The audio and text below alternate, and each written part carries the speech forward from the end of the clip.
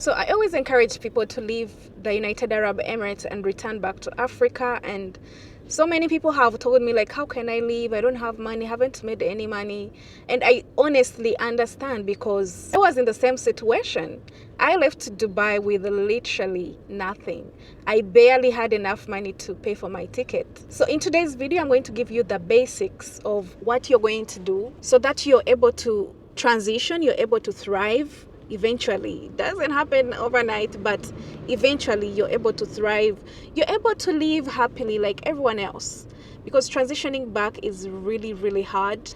It is something that so many people struggle with, and it is probably the reason as to why they say that when someone has already climbed a plane, they'll always be climbing a plane, which is not true. Like, what I mean, it is true, yeah. When people come back from abroad, they tend to eventually go back abroad, not because they want to, not because it is something they love to do, but it is because when they come back, it is very hard to transition back into the country. When you travel abroad, the country moves on.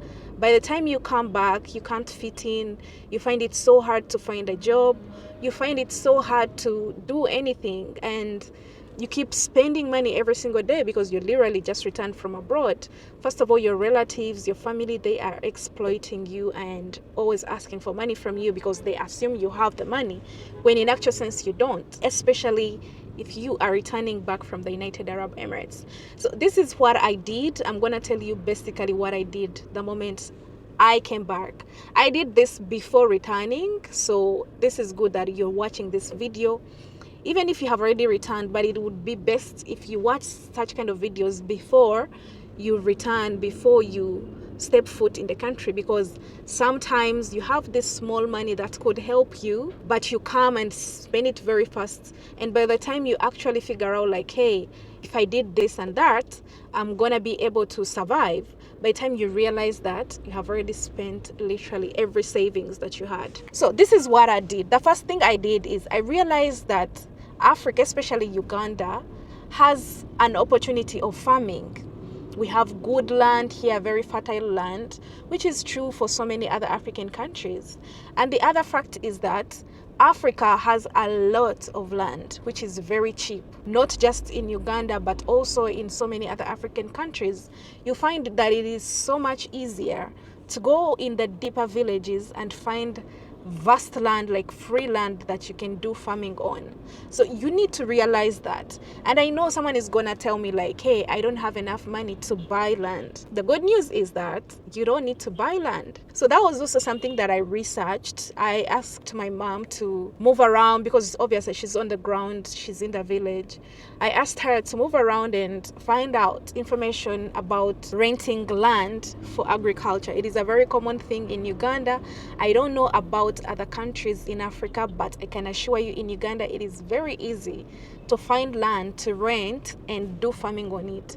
And the other fact that it is very cheap. For example, I rented a piece of land for 8 years and I only paid 2 million Uganda shillings, which is around 2,000 dirhams, which is less than $1,000. It's around $700. So I rented this land for 8 years for only that amount, and I can do any type of farming as long as it is within the contract of 8 years. And we all know in Uganda you can farm per season. For example, last year I planted maize around August. That was before I set off from the United Arab Emirates, because you can do a lot of things remotely. It doesn't mean that if I have to do farming, I have to do everything myself with my own hands.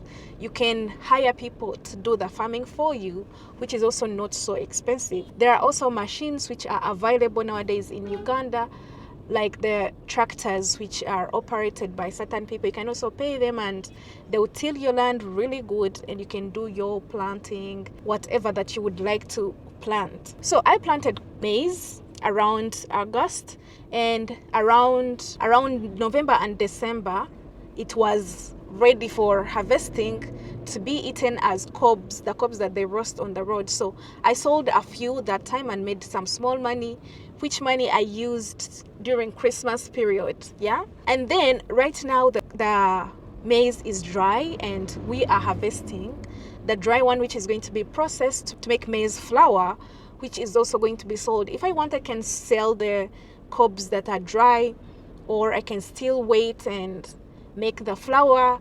Whichever method, I'm able to make money at all these levels. I'm also planning to plant whatever is within this season. The main crop that I want to farm is hot pepper.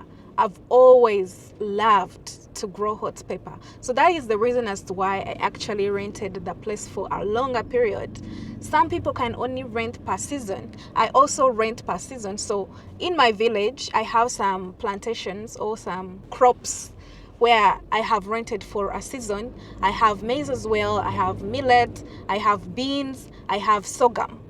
All those things I have rented for a season, whereby there is like a certain measurement that they will make for the land, and you pay like only 100,000 Uganda shillings for the season. And it's not like a small piece of land, it's really big. I don't remember the size, but it's like 100 by 100. And no, 100 by 100 is so small. It's usually very big for 100,000 Uganda shillings.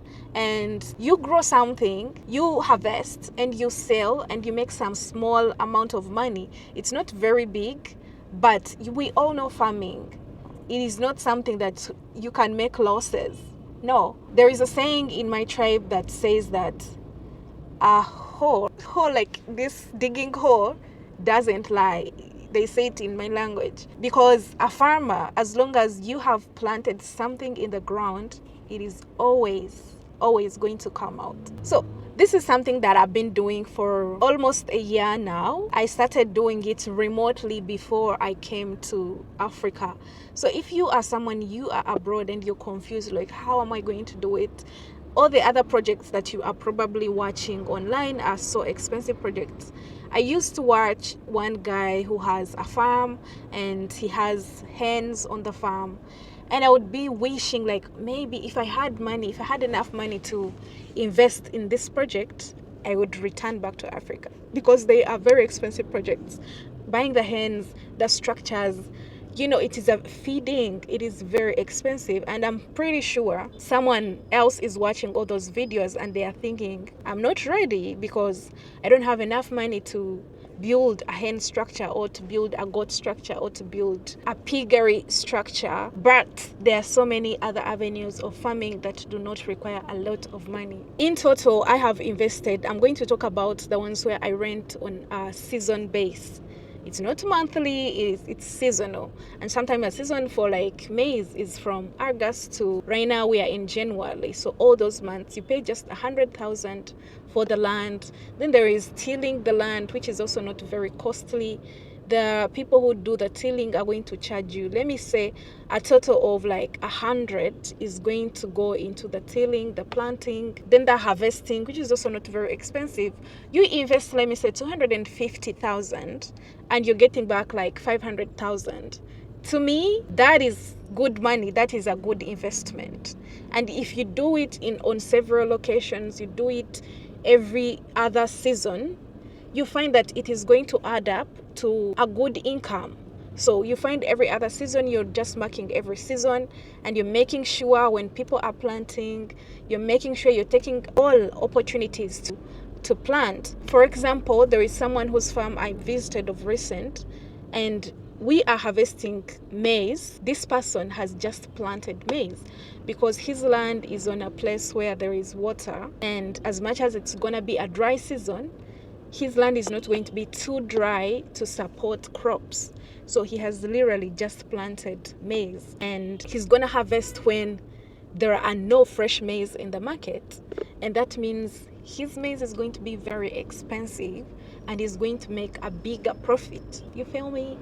So that is how I basically managed to survive. And if you ask me, some people be like, but you're driving, you surely must have money. No, this car is a loan. This car is a loan that I have to pay every single month. So you can drive if you want to, because there are so many cars which are available on loan. You can go and get it, but make sure you put in place investments, like farming investments, that are going to be bringing in an income for you every single month, so that you're able to pay up the loans, if you have a lifestyle that you need to support, yeah, make sure you have some investments to bring in an income. The other thing is that I got a job. I made sure I got a job. So my job doesn't pay me much, but at least it keeps me on the road. It keeps me moving, keeps me looking at so many other opportunities.